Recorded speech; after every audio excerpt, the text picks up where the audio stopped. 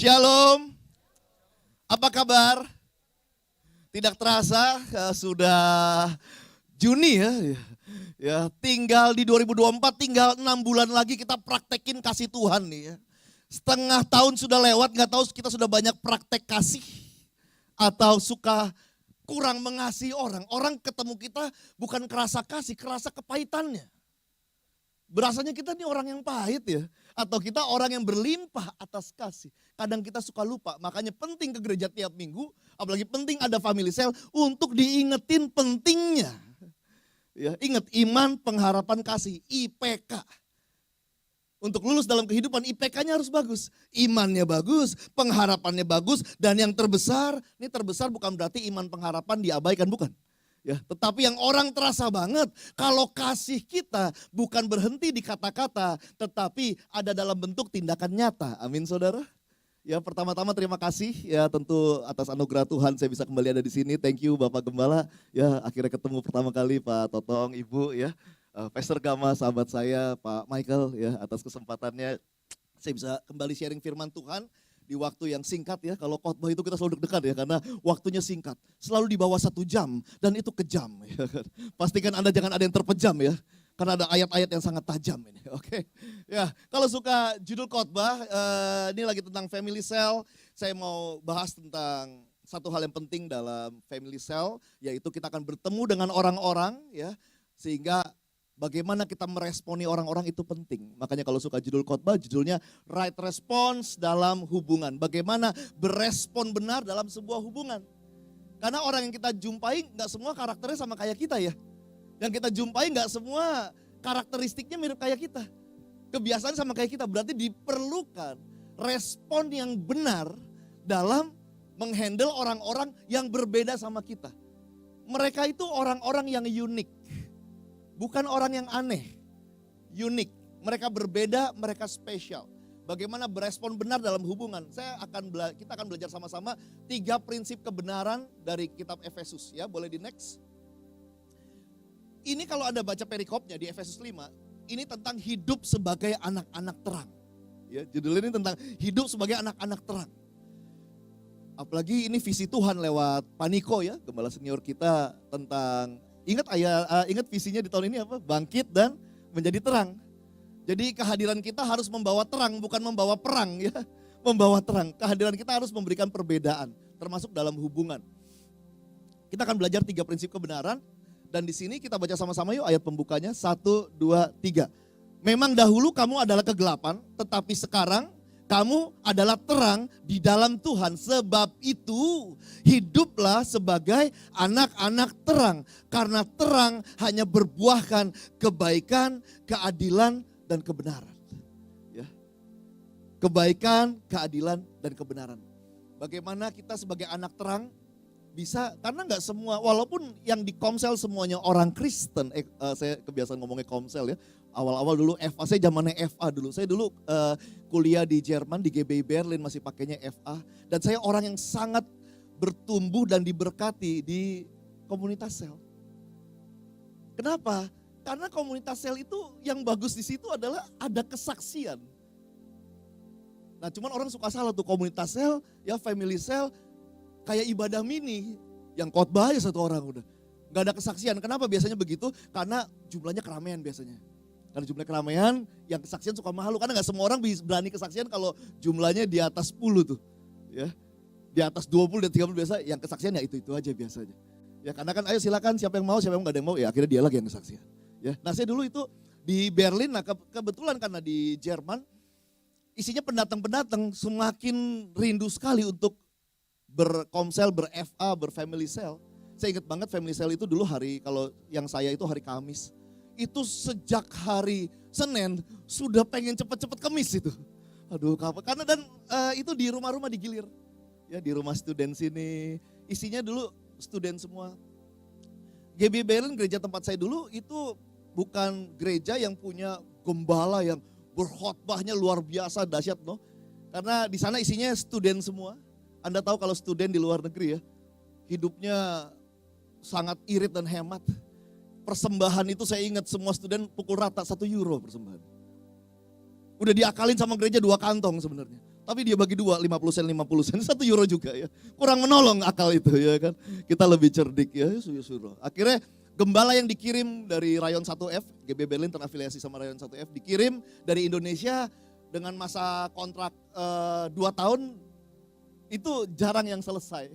Karena nggak tahan di sana itu ya kita kurang bisa mensupport dalam hal dana.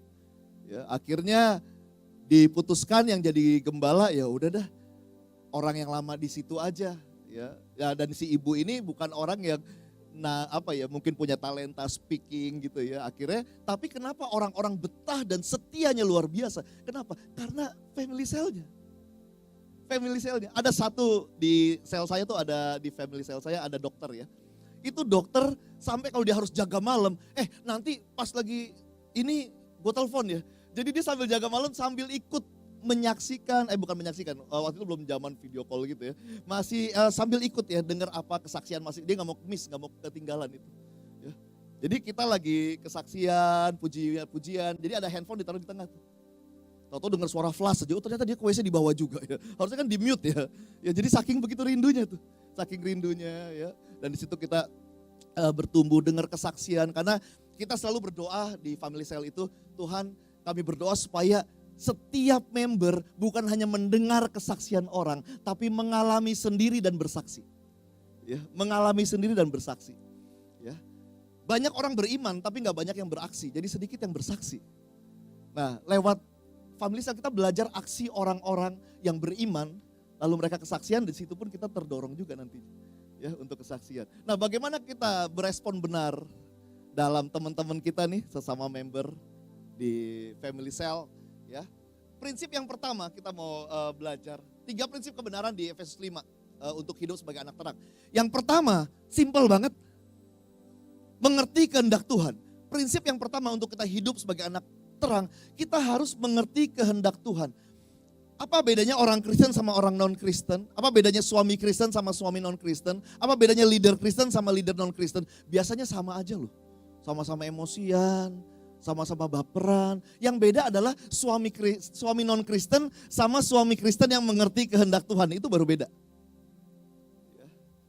Karyawan non-Kristen sama karyawan Kristen yang mengerti kehendak Tuhan, itu beda. Orang non-Kristen sama orang Kristen dia ngerti banget apa itu kehendak Tuhan, itu beda. Kita lihat ayatnya di Efesus 5 ayat 17. Sebab itu janganlah kamu bodoh, tetapi usahakanlah. Usahakan, upayakan, pikirkan supaya kamu ngerti apakah ini kehendak Tuhan. Apakah ini respon yang Tuhan pengen. Makanya zaman dulu nih, tahu gak ada gelang namanya WWJD. Tahu ya, what would Jesus do? Itu gelang yang kalau kita pakai kita diingetin. Kira-kira di posisi saya, Yesus responnya gimana? What would Jesus do? Kalau enggak kita kan what would I do aja. Ini what would Jesus do? Apa yang Yesus lakukan ya? Ketika Yesus menghadapi orang yang seperti ini. Itu gelang yang dulu favorit banget itu ya. Kita pakai ya campaign yang bagaimana berespon seperti Yesus. Nah, tentu apa itu kehendak Tuhan? Itu ada di firman Tuhan. Nah, ini ada beberapa contoh-contoh ya ayat yang menunjukkan jelas sekali ini kehendak Tuhan. Yang pertama, bicara relasi, bicara komunikasi. Ya, di next coba. Kita nggak bisa memperbaiki relasi kalau kita nggak perbaiki komunikasi. Nanti hubungan kita jadi basi, kan gitu. Nah, kita lihat di sini. Efesus 4 ayat 29. Jangan ada perkataan, ini prinsip Alkitab, ini kebenaran, ini kehendak Tuhan dalam kita berkomunikasi sama orang dalam hubungan. Jangan ada perkataan kotor keluar dari mulutmu, tetapi pakailah perkataan yang baik untuk membangun. Pakailah perkataan yang baik untuk membangun di mana perlu supaya mereka yang mendengarnya beroleh kasih karunia. Kasih karunia Tuhan salah satu sumbernya dari perkataan yang kita pakai. Ingat, setiap kata punya makna, setiap makna memberikan rasa, setiap rasa bisa dua, memunculkan asa atau mendatangkan siksa. Kata. Jadi ini kata bukan kata-kata kosong nih. Orang bangun tidur bilang, aduh. Ada orang bangun, ini maaf nih kata-kata sih mungkin kasar ya. Tapi orang bangun tidur ada yang begini, bangun tidur, aduh mampus gue. Baru bangun udah mampus. Aduh stres banget deh, masih diranjang Pak. Aduh stres banget. Itu stres bukan kata-kata kosong gak ada artinya. Stres itu punya makna.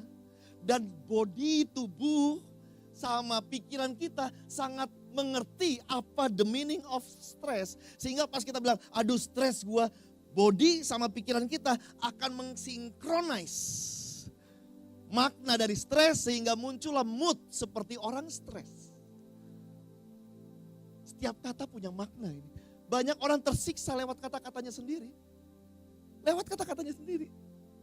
Aduh Pak, sakit saya Pak, saya ditusuk dari belakang. Kita cek gak ada pisaunya loh. Pisau imajiner yang dia ciptakan lewat kata-katanya sendiri.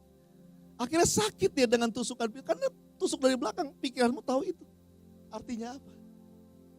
Jadi di sini dibilang jangan ada perkataan kotor, perkataan yang kasar. Pilihan kata penting, pilihan kata.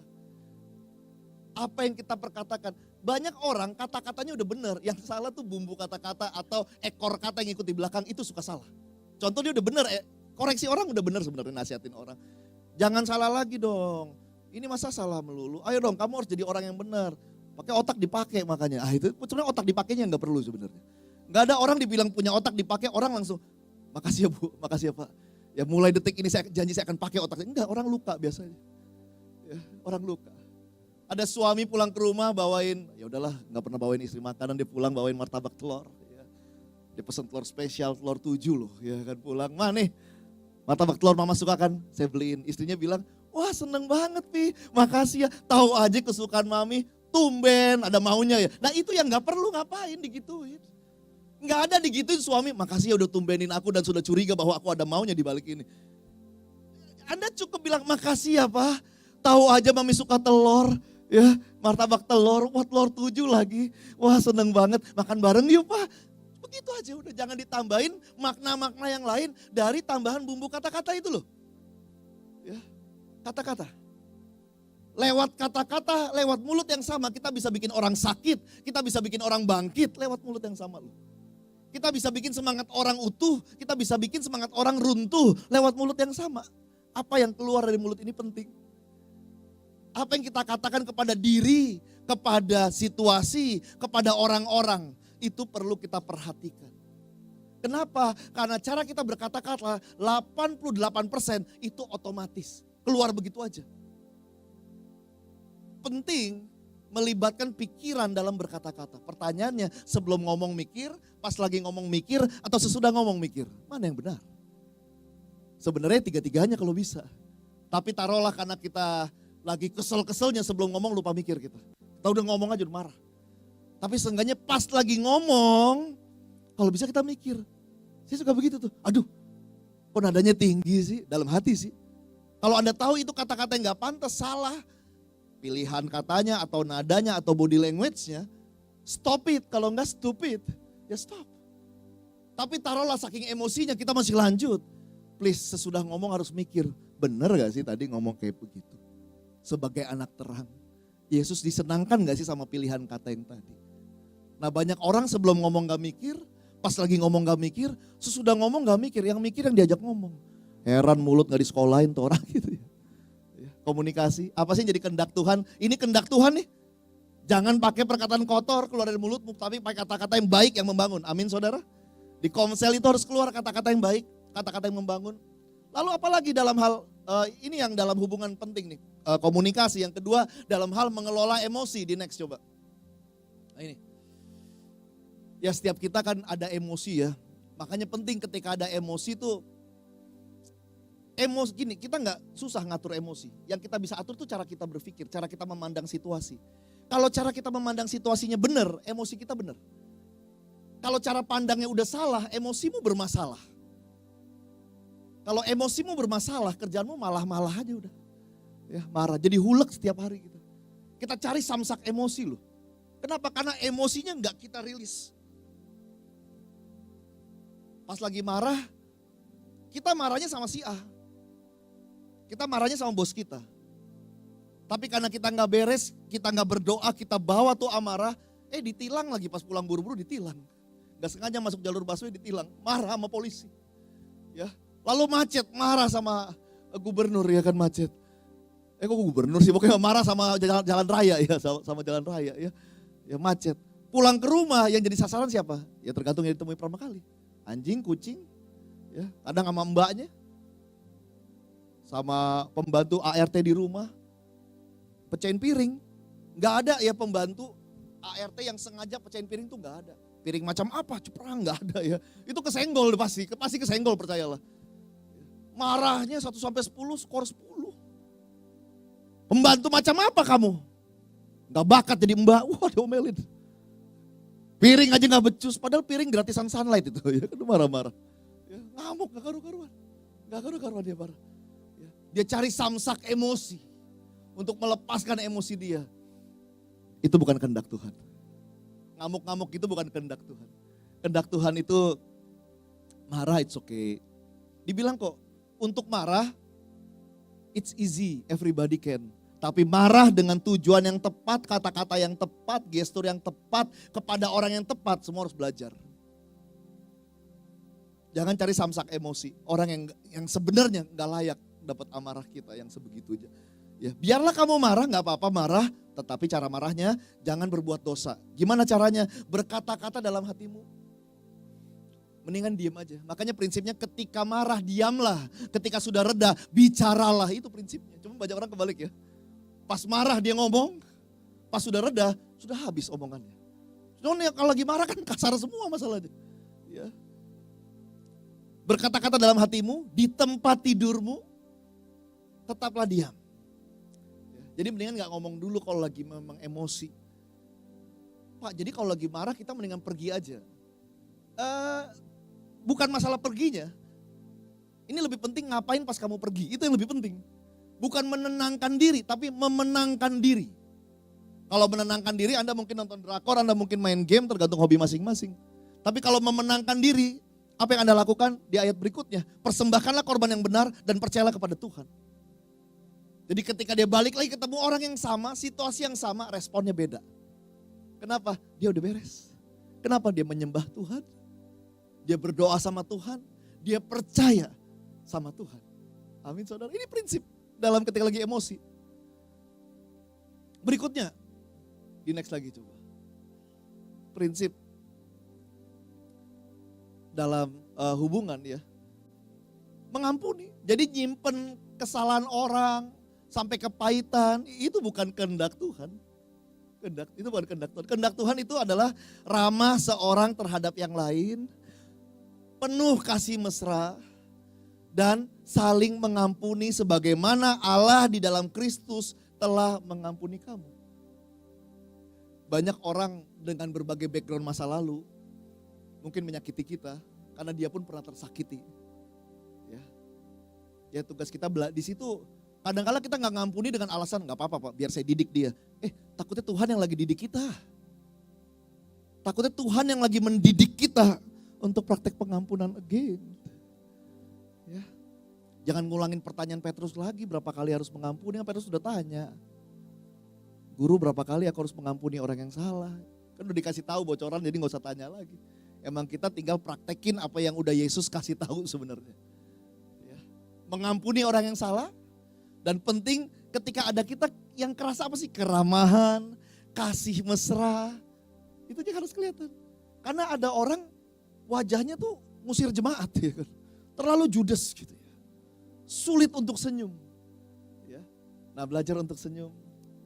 Belajar untuk menunjukkan bahwa kita welcoming orang dengan berbagai macam. Apalagi dia udah mutusin datang ke family cell kita. Tunjukin kita welcome, tunjukin keramahan kita. Ramah diawali dari apa sih ramah? Senyum udah paling simple. Coba kasih saya senyuman yang terbaik. Ke depan sini boleh? Persis. Sekarang ke kiri kanannya, kasih senyuman seperti ini. Ya betul ya. Ya senyum yang terbaik. Karena ada 2 jenis senyuman. Yang pertama itu senyum sosial. Itu senyum sosial. Tahu senyum sosial? Senyum sosial itu senyum yang kita keluarkan ketika atasan kita ngelucu nggak lucu. Itu kita tetap harus senyum kan?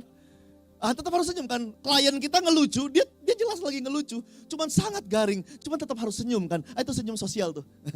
Itu tersiksa, itu salib itu sebenarnya. Ya kan? Tapi yang saya pengen senyum tulus, senyum dari hati. Itu melibatkan ketulusan, melibatkan otot pipi, otot mata yang benar-benar kita tersenyum ya, tersenyum happy, gesture ikut tersenyum. Itu. Ya. Ini banyak sekali prinsip-prinsip firman Tuhan yang menunjukkan itu loh kehendak Tuhan yang harus kamu ngerti. Yang harus kamu taati, bukan hanya ngerti, tapi taati. Karena kalau kamu hanya ngerti, berhenti di iman, gak di perbuatan, dibilang gak hidup itu imanmu. Ya, gak ada impactnya. Itu yang pertama. Di next coba. Ya, yang kedua itu mengucap syukur senantiasa. Prinsip yang kedua untuk hidup sebagai anak terang, mengucap syukur senantiasa. Bersyukur artinya dengan sengaja mengarahkan perkataan dan pikiran kita ke hal-hal baik yang masih ada. Dengan sengaja mengarahkan pikiran dan perkataan ke hal-hal baik yang masih ada. Efesus 5 ayat 20, boleh di next. Ucaplah syukur senantiasa atas segala sesuatu, berarti buruk, baik, jelek, jahat. Saya kemarin lagi liburan ke Europe. Pas saya lagi di Europe, baru liburan seminggu, saya kaget ada gonjang-ganjing di grup keluarga saya, tapi grup keluarga inti. Jadi anak-anak aja 5 anak nih tanpa orang tua, 5 anak kan ada grup gitu ya. Di situ saya dikasih tahu, Mami kayaknya rada aneh nih, pikun kayaknya sekarang nih. Atau dimensianya, pikunnya parah banget deh. Gitu, mereka ngobrolin itu, aku pantau. Makin lama makin serius. Karena gak wajar pikunnya dan itu terlalu tiba-tiba. Akhirnya dites, di biopsi, di CT scan, Mami ternyata terindikasi ibuku kanker paru ganas ya, stadium 4. Udah perambahan ke otak. Kalau kata dokter, termasuk teman saya yang dokter Jerman, dia bilang, aduh Nan, dia bilang, kadang kita susah tahu apa sih yang Tuhan mau. Ya, cuman tetap percaya aja. Kalau dari hasil ini sih beberapa bulan lagi nih. Ya, tapi kita masih terus berusaha bawa ke sini, ke sono. Ya, mengucap syukur atas segala hal.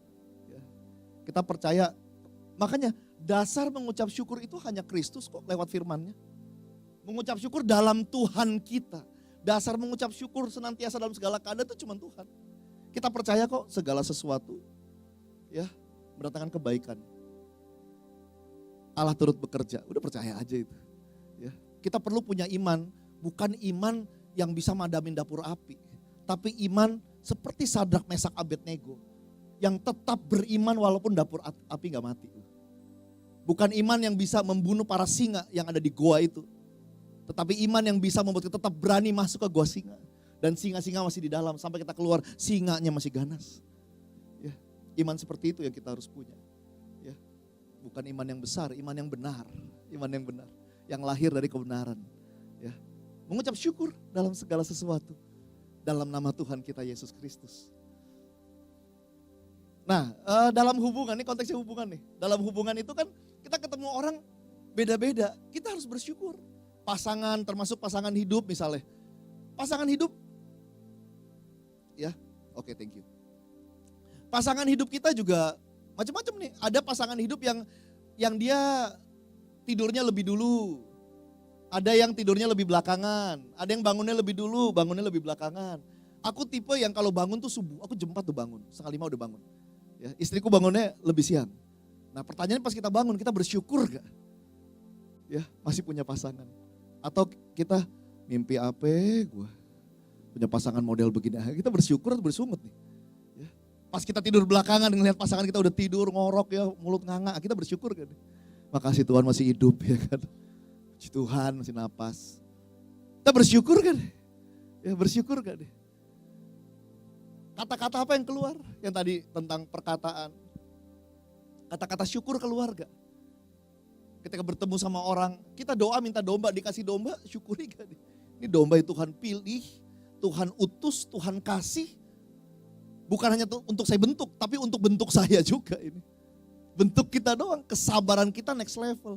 Kan sama Tuhan begitu, doa minta kesabaran bukan dikasih ting kesabaran, Anda sabar no, dikasih kondisi yang membentuk nilai sabar, kualitas sabar dalam diri kita. Dan paling senang Tuhan kalau kita bilang, aku gak mampu Tuhan, makanya andalkan aku. Memang bukan dengan kekuatanmu kok, tapi karena rohku yang memampukanmu menjadi orang sabar. Bukan lagi orang barbar, orang sabar. Ya. Ketemu orang beda-beda nih. Kita ketemu orang belum lagi kepribadiannya. Sangat berbeda-beda. Kalau Anda pernah belajar kepribadian DISC, dominan, intim, stabil, cermat, melankolis, plekmatis, koleris. Ada lagi saya belajar dari Pak Jacob Ezra tentang warna karakter. Coba, nah ini orang nih beda-beda nih. Ketemu orang belum tentu sama kayak kita. Ya, ada orang memang dari sananya aktif. Ada warna merah, kuning, hijau, ungu. Ada orang tipe merah. Kelihatannya marah, padahal bergairah. Ini orang merah. Ya. Orang merah ini orangnya gak sabaran. Kalau ngomong to the point. Orang merah kalau bilang sekarang artinya kapan, kemarin. Ini orang merah. Ada orang memang merah begini. Saya pernah bilang ada leader merah, Pak, belajar untuk kontrol emosi. Pak Konansi habis marah, saya lupa, Pak. Iya, Bapak lupa orang yang Bapak marahin ingat seumur hidup, Pak. Dia pikir semua orang merah kayak dia. Beda-beda warnanya. Ada yang merah begini, saya orang merah. Ada orang hijau nih. Lihat deh, kan beda ya. Slow, santai, cinta damai, gak suka konflik, tulus, pengen nolong orang, mati masuk surga lah ini kayaknya dia. Cuman harus percaya Yesus ya, kalau enggak progresif ya, ini harus percaya Yesus ya. Nah ini, kalau ada suami-suami hijau biasa suami-suami yang teraniaya biasanya. Karena dia menikahi istri yang begini biasanya. Ini baik. Ya, ada orang yang memang lebih hijau, lebih santai, lebih tenang ya, nerima dari sananya. Ya. Roh Kudus bekerja di dia untuk lebih tegas, Roh Kudus bekerja di dia untuk lebih sabar. Karena sabar udah kepribadian dia udah. Dia sabar orangnya. Ini, orang minjem duit ke dia nih, dia nagih berasa dosa nih. Ini orang hijau. Nah ada orang merah, saya orang merah. Orang merah gak marah aja nadanya tinggi. Orang merah. Ini orang merah ya, suami merah cari kunci mobil nih. Percayalah kita gak lagi marah, cuman gak tahu kok nadanya tinggi ya. Saya tanya, istriku hijau sekali. Santi namanya, hijau sekali. Orang merah kalau cari kunci mobil begini. Sayang, lihat kunci mobil gak? Bukannya di rak buku, ada yang mindahin ya? Saya benar-benar gak marah, nanya doang. Saya kaget, istri saya hijau, dia bilang apa? Ya kamu nanya, tapi jangan marah-marahin aku loh. Kita kaget ya. Hijau artinya lembut, sangat lembut. Lah kita siapa yang marahin? Percayalah, kita tahu, cuman gak selalu kita ingat, oh iya nadanya kurangin. Karena nada kita memang rada tinggi. Ya. Ada orang merah kasih nasihatnya keras, bukan dia jahat. Ya. Cuman kalau kita si merah, kita harus belajar, harus tahu nih kontrol. Gak setiap orang yang bisa sekeras itu warnanya kayak kita. Beda model. Kita ketemu orang beda-beda. Ada orang yang lebih ungu, lihat tuh. Pemikir. Yang harus dipikir dia pikir. Yang gak harus dipikir juga dia pikir. Ini warna yang sulit ditipu nih. Suka fakta. Sebelum beli gadget udah cek semua unboxing di YouTube biasanya dia. Habis itu baru ke Erafon dia. Akhirnya lebih pintar dari salesnya. Akhirnya kerja di sana jadi supervisor ya. Di hijack deh, karena pintar juga deh ya kan di hijack. Nah, ini orang-orang ungu ya, orangnya detail ya, orangnya perfeksionis, kurang berani trial and error, belum trial udah error di sini ya. Ini orang ungu ya. Kalau mami ungu dia punya Taurat di rumah. Taurat pertama cara pakai odol biasanya. Nah, kalau pakai odol begini lihat. Tekan dari belakang, gunting, gulung lagi. Bagi mami ungu odol abis itu diinjak ke keluar cairan, nah itu tuh. Lah kita kuning ya, kuning merah kuning kan pakai odol. Kita tuh punya dua warna biasanya, dua warna yang kita punya.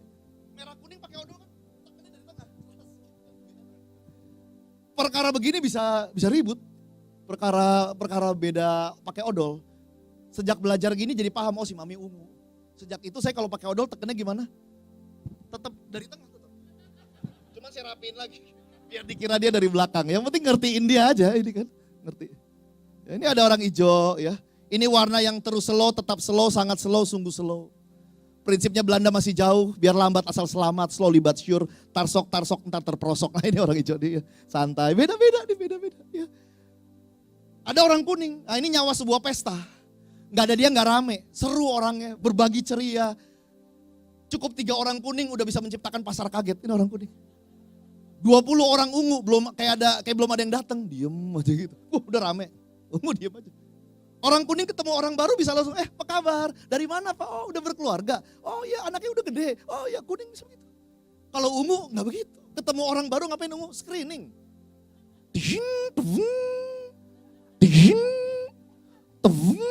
Cari tahu dulu, siapa orang ini? Apakah dia pengkhotbahnya? Tingginya tidak seberapa, itu dia akan periksa. Apakah ilmu khotbahnya tinggi? Ya dia akan periksa kita. Ya. Jadi kalau kita punya jiwa baru, ungu, kita pada kuning. Kita nggak bisa samakan langsung. Ayo dong cerita dong, udah sebulan nih, kita bersepuluh udah saling bongkar rahasia. Kamu belum, ya kuning gak usah dipancing, udah cerita sendiri.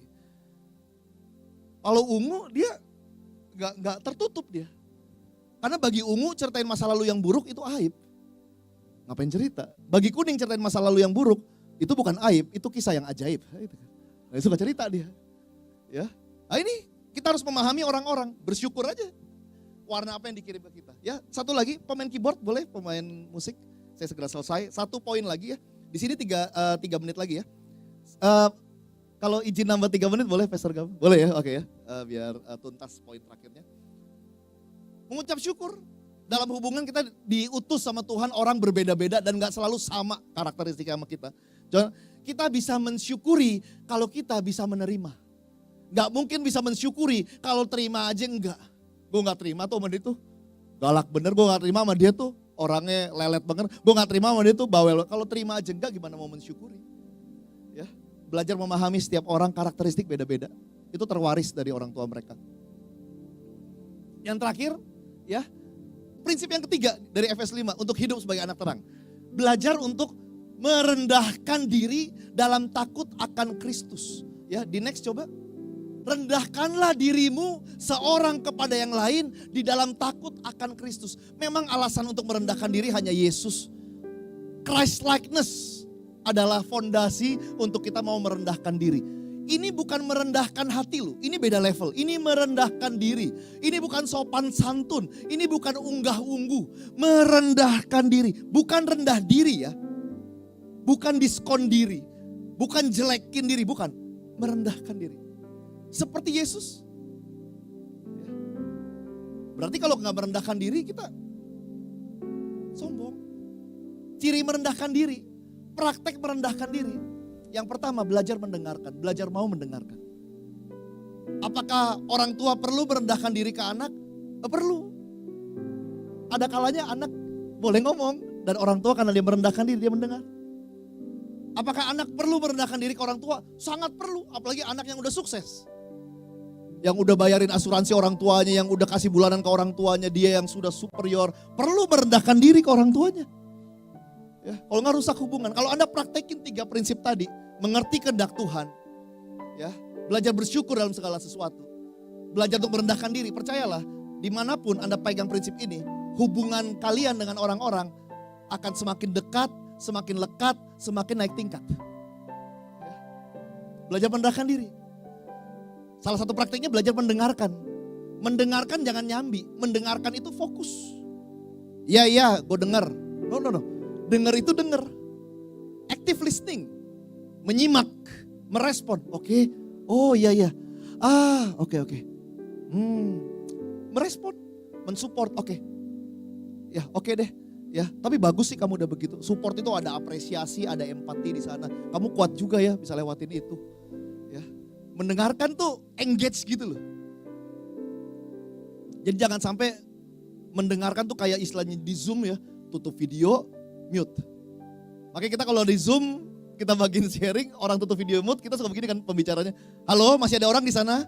Halo, karena nggak tahu ini didengerin apa enggak sih. Ya. Jadi merendahkan diri, belajar mendengarkan. Belajar mendengarkan. Yang kedua, praktek merendahkan diri, mau dievaluasi. Mau dikasih masukan. Mau dibilangin, mau diomongin. Tapi kan ada orang dievaluasi sensi. Harusnya dikasih evaluasi terima kasih, tandanya ada yang masih peduli. Ada yang mau menabur, kasih tahu. Karena kita nggak perfect. Christ likeness, kesempurnaan seperti Kristus. Siapa yang di sini sudah setengahnya Yesus? Angkat tangan coba. Setengahnya Yesus? Belum ya? Seperapat Yesus sudah? Angkat tangan yang udah seperapat Yesus. Berarti belum juga ya? 1/8? Masih jauh ya? Kita masih sepernya, gak ada seperan ini. Masih jauh, masih ada ruang untuk kita salah dan memperbaiki diri. Kadangkala kita punya blind spot yang harus dikasih tahu sama orang-orang dekat. Sesama teman komsel, pasangan hidup apalagi. Anak yes, tim yo, leader iya perlu dikasih tahu. Thank you ada yang mau kasih tahu. Tapi ada orang dikasih evaluasi sensi. Dia marah sampai orang nyesel kasih masukan. Tuh gitu gue diem aja hubungan jadi retak. praktek merendahkan diri, belajar mendengarkan, mau dievaluasi. Yang ketiga belajar mengampuni, merendahkan diri, belajar mengampuni. Yang keempat, ayo punya sikap melayani. Melayani. Kalau melayani udah prinsipnya kalau 3-2-3. Apapun yang kamu perbuat dengan segenap hati. Seperti untuk Tuhan. Totalitas tanpa batas karena semua buat yang di atas. Ya do the best aja seperti buat Yesus. Saya selesai, terakhir apa ya? Habis ini apa? Ada rangkuman ya, gak biasa saya suka rangkum. Di next satu lagi, ini ya. WL Singer boleh maju ke depan, saya selesai ya. Jadi saya berdoa teman-teman di Family Cell saling ngingetin dan semangat untuk praktekin 3 prinsip untuk hidup sebagai anak-anak terang. Bukan cuma di Family Cell tetapi juga di pekerjaan, di rumah tangga, di rumah. Yang pertama belajar untuk mengerti kehendak Tuhan, itu semua ada di firman-firman Tuhan. Yang kedua mengucap syukur dalam segala keadaan. Mensyukuri lahir dari menerima. Kita gak bisa mensyukuri apapun kalau terima aja enggak. Kita gak accept, gimana mau appreciate, accept aja enggak. Kita bisa appreciate kalau kita accept. Ya, kita menerima. Ya, kita menerima. Yang ketiga, ini sekolah kehidupan yang buat saya susah. Ya, tetapi karena susah kita jadi ingat bahwa kita butuh Tuhan ya untuk praktekin itu. Merendahkan diri dalam takut akan Kristus. Merendahkan diri dalam takut akan Kristus. Ya. Seperti Yesus yang seorang raja Tuhan, dia merendahkan diri bahkan sampai mati di kayu salib, mengambil rupa seorang hamba, meninggalkan posisi ya sebagai Tuhan, menjadi seperti manusia untuk melayani, merendahkan diri. Amin saudara. Ya saya undang kita bangkit berdiri. Kita nyanyi satu lagu refnya aja, maksud saya tutup doa. Aku mau sepertimu Yesus. Ini lagu yang gampang dinyanyikan tapi sulit dilakukan. Tapi kita mau ingetin lagi, kita mau belajar berespon seperti Kristus dalam hubungan.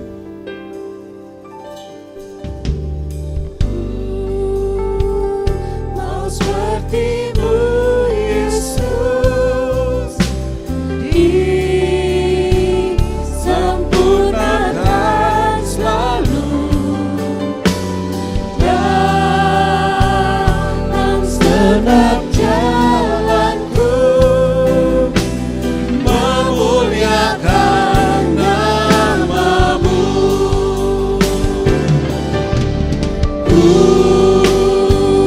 Mau sepertimu Yesus, disempurnakan selalu. Dalam segenap jalanku, memuliakan nama-Mu. Aku mau sepertimu Yesus. Haleluya Tuhan. Mau sepertimu Oh rabaraya syana karaya dadadadadadada. Kira dakara baraya syana karaya dadadadada. Oh rabaraya karaya syana karaya dadadadada. dalam segenap jalanku, memuliakan nama-Mu. Haleluya Tuhan Yesus. Haleluya Tuhan. Bapak terima kasih buat firman Tuhan yang boleh kami dengar. Biar firman Tuhan ini sungguh memerdekakan setiap kami. Kami mau belajar untuk punya respon yang benar dalam setiap hubungan. Baik itu di dalam family cell, baik itu di dalam rumah tangga, keluarga besar, dalam profesional, lingkungan profesional. Kami mau belajar untuk bisa berespon benar. Seperti Engkau Tuhan, bagaimana Kau merespon, kami mau belajar. Kami mau belajar untuk mengerti kehendak Tuhan. Apa yang firman Tuhan ingini untuk kami lakukan. Kami mau taati, bukan hanya mengerti. Kami mau belajar untuk mengucap syukur dalam segala keadaan. Siapapun yang Tuhan kirimkan. Kami mau belajar bersyukur karena kami percaya ada kekuatan dari melakukan kehendak Tuhan, yaitu bersyukur. Kami mau belajar untuk merendahkan diri di dalam takut akan Kristus. Bapak, hamba berdoa buat jemaat-jemaat di GBI JFC ini Tuhan. Biar kami sama-sama dimampukan bukan hanya untuk menjadi pendengar, tetapi jadi pelaku-pelaku kebenaran firman Tuhan.